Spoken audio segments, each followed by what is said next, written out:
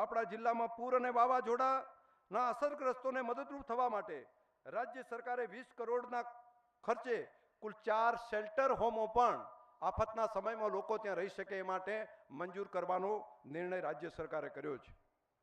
રાજ્ય સરકાર દ્વારા થરાદ ખાતે 500 કરોડના ખર્ચે એગ્રી એન્જિનિયરિંગ કોલેજની પણ મંજૂરી આપવામાં આવી છે.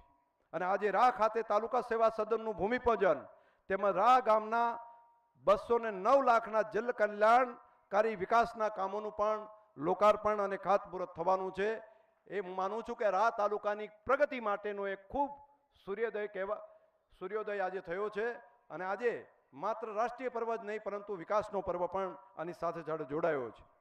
આજે તિરંગો આપણા માથા ઉપર ગૌરવથી લહેરાઈ રહ્યો છે. ત્યારે આપણે એક વાત હંમેશા યાદ રાખવી, સ્વતંત્રતા એ આપણને વારસામાં મળી છે, પરંતુ વિકસિત ભારત આપણે બનાવવાનું છે.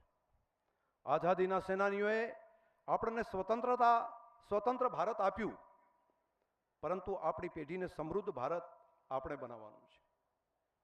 અને આવતી પેઢી માટે આપણે એવું ભારત આપવાનું છે જે આત્મનિર્ભર હોય, જે સુરક્ષિત હોય, જે સમૃદ્ધ હોય, જે આધુનિક હોય, જે સંસ્કૃતિમાં ગૌરવ અનુભવે અને જે વિશ્વને માર્ગદર્શન આપી શકે.